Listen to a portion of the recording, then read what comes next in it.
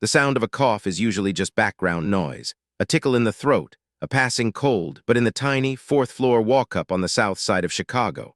The sound of a cough was a hammer striking a cracked bell. It was heavy, it was wet, and it was terrifying. 10-year-old Lily sat at the wobbly kitchen table. Her homework was forgotten in front of her. She wasn't looking at the math problems. She was looking at the closed bedroom door where her mother, Sarah, was trying to muffle the sound into a pillow. Sarah had been sick for months. At first, she said it was just fatigue from double shifts. Then she said it was bronchitis, but Lily knew better. Children always know better. She had seen the letters from the hospital stamped with red ink.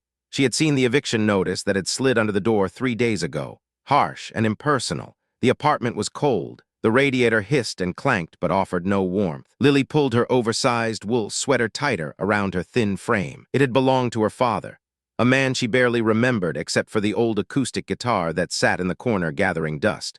The bedroom door creaked open. Sarah stepped out. She looked like a shadow of herself. Her skin was the color of old parchment. "Hey, baby," Sarah whispered. Her voice was rasping. "How's the homework coming along?" Lily didn't answer immediately. She watched her mother's hand shake as she reached for the kettle. "It's fine, Mom," Lily lied softly. "Just fractions." Sarah nodded, staring at the blue flame on the stove. "Good, education is the way out, Lil. You know that. You get smart and you get out of this place." But Lily didn't want to get out later. She needed to save them now. That night, after Sarah had collapsed into a fitful sleep, Lily crept into the living room. She walked over to the corner and picked up the guitar case. It was heavy, smelling of old wood and rusted metal. She unlatched it. She hadn't played in a year. Not since the joy left the house, but she remembered. She remembered the chords her dad showed her. She remembered that music was the only thing that made sense when the world didn't. She zipped her coat up to her chin. She grabbed her knitted hat. It was midnight and the city was dangerous, but the fear of losing her mother was far greater than the fear of the dark. Lily opened the apartment door and stepped out into the hallway. The wind on Michigan Avenue was different. It was sharper. It cut through layers of clothing like a knife made of ice. Lily found a spot near the entrance of a subway station. The warm, stale air rushing up from the vents was the only comfort she had. She opened the guitar case and tossed in 3 crumpled dollar bills from her own piggy bank. Seed money. That's what her dad used to call it. You have to show people that value exists before they believe it. Her fingers were stiff. She blew on them, rubbing them together until they tingled. She picked up the guitar. It felt enormous against her body. She started to play, "The water is wide, I cannot get o'er." She sang. Her voice was small at first, shaky. The first few people walked by without even glancing down. A businessman in a camel coat stepped right over the edge of her guitar case, his eyes glued to his phone. Lily felt a lump form in her throat. She felt foolish. Who was she to think this would work? She was just a kid with a beat-up guitar in a city that ate dreams for breakfast. But then, she thought of the cough. She thought of the pink eviction notice. She closed her eyes. She stopped seeing the people. She stopped feeling the cold. She channeled every ounce of fear, every ounce of love into her diaphragm. She strummed harder. She sang louder. "And neither have I wings to fly." Her voice, clear and haunting, began to bounce off the stone facade of the bank. It was a voice that didn't belong to a 10-year-old. It carried the weight of an old soul. A woman pushing a stroller slowed down. She reached into her pocket and dropped a quarter. Lily nodded, "Thank you," but it wasn't enough. A quarter wouldn't buy aspirin, let alone surgery. An hour passed. Her fingertips were raw. The few dollars in the case were pathetic. Despair began to creep in, cold and heavy. Then a shadow fell over her. "Hey, you can't be here." Lily flinched. A security guard was looming over her, large, tired. I'm just trying to help my mom," Lily stammered. "I don't care what you're doing, kid. Private property. Move it along before I call the cops." Lily felt tears prick her eyes. It wasn't begging, it was working, it was fighting. She hurriedly packed the guitar. She walked away, head down. She turned a corner onto a quieter street, darker, less crowded. She leaned against a brick wall, sliding down until she hit the ground. She had failed. She would go home and her mom would cough and they would lose everything. "One more time," she whispered to the empty street. "Just one more time." She stood up. She didn't open the case this time. She just held the guitar. And she started to play not for money, but because she needed to scream. Marcus Thorne sat in the back of his black town car. He rubbed his temples. The meeting had been a disaster, not financially. Financially, it was a triumph. His record label had just acquired a massive catalog. He was richer than he was yesterday, but he felt nothing. Marcus was 45, but he looked older. He had spent the last 20 years manufacturing stars. He took pretty faces, auto-tuned their voices, and sold them to the masses. He was the king of pop, and he hated his kingdom. "Driver, pull over," Marcus said suddenly. "Sir? I need air, just stop." Marcus stepped out. The cold air hit him. He needed a drink, or maybe he just needed to walk until his legs hurt. He turned the corner and stopped. Music. It wasn't the polished sound he heard in the studio. It was raw. It was acoustic. And the voice was breaking. Not from lack of technique, but from emotion. It sounded like hunger. It sounded like pain. Marcus followed the sound. He walked past a dumpster, past a closed bakery, and saw her. A tiny figure in a coat 3 sizes too big, standing under a flickering street lamp. She was singing a blues song, something old, something about a motherless child. He stood in the shadows, listening. He was a producer who could spot a fake note from a mile away. He waited for her to falter. It didn't happen. She hit a high note, a cry of pure anguish that sent a shiver down Marcus's spine.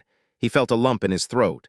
He remembered his own daughter, who he had lost 5 years ago. She would have been about this age. The girl finished the song. Marcus stepped into the light. The girl jumped, clutching the guitar neck like a weapon. "Easy," Marcus said. His voice was soft. "I'm not going to hurt you." Lily stared at him. "I'm not begging," she said defiantly. "I'm working." Marcus smiled, a genuine smile. "I can see that. That's a 1970 Martin D28. Beat to hell, but it's got good bones. Who taught you to play?" "My dad," Lily said. "He taught you well." Marcus took a step closer. "But you're rushing the bridge. You're angry at the song. You need to let the song breathe." Lily frowned. "I don't have time to let it breathe. I need money now." Marcus looked at her. He saw the desperation in her eyes. "What for? New phone? Concert tickets?" "Surgery," Lily spat the word out. "For my mom. She's sick, and we're getting evicted. So if you aren't going to drop $1, please move." Marcus froze. The bluntness of it hit him. He reached into his pocket. He pulled out a money clip thick with $100 bills. He peeled one off, then another, then he stopped. He looked at the cash. Giving her money would be easy. It would make him feel good for 10 minutes, but it wouldn't save her, not really. He put the cash back in his pocket. Lily's face fell. "Right," she muttered. "Just like the rest of them." "I can do better than cash," Marcus said.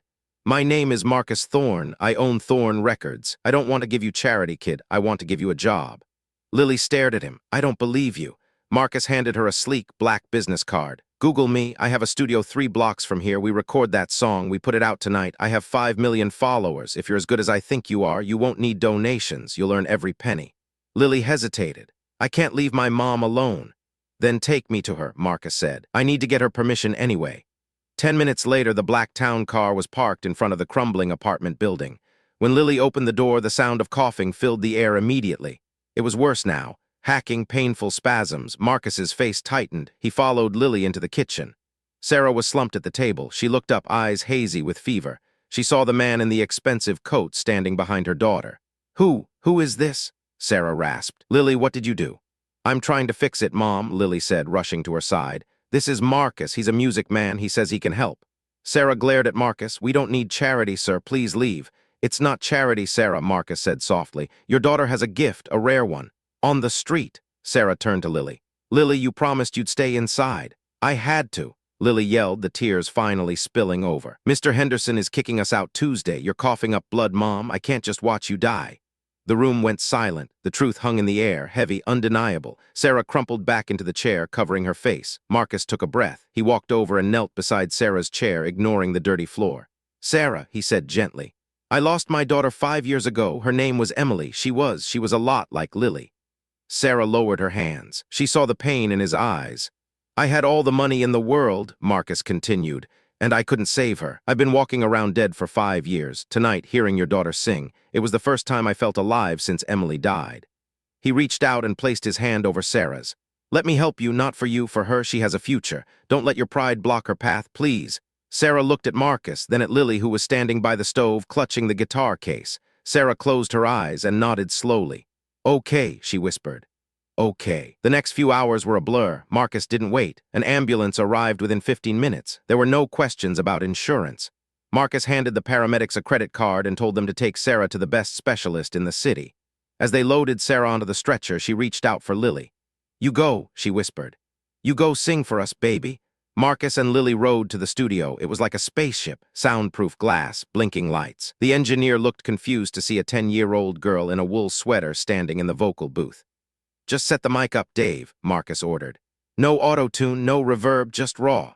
Lily stood in the booth. The headphones were too big for her head. She held her dad's guitar. Through the glass, she saw Marcus. He nodded at her. He wasn't the famous producer now. He was a partner. She closed her eyes. She imagined her mom in the hospital bed. Finally warm. Finally safe.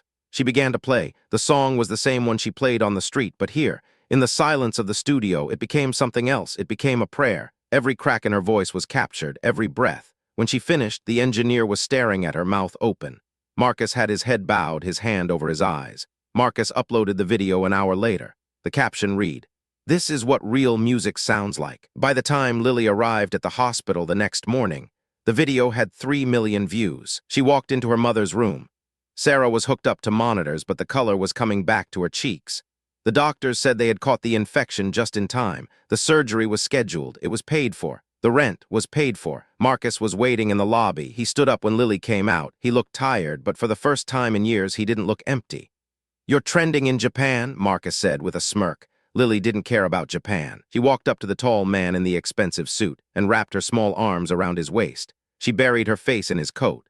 "Thank you," she said. Marcus froze for a second. Then awkwardly he patted her back. "No, kid," he whispered. "Thank you, you saved me too." They stood there in the sterile hospital hallway, a producer who found his heart and a little girl who found her voice. Sometimes miracles don't come from the sky. Sometimes they come from a street corner, a beat-up guitar, and the courage to sing when you're terrified. Thanks for watching. If this story moved you, please subscribe and visit the channel for more real-life stories.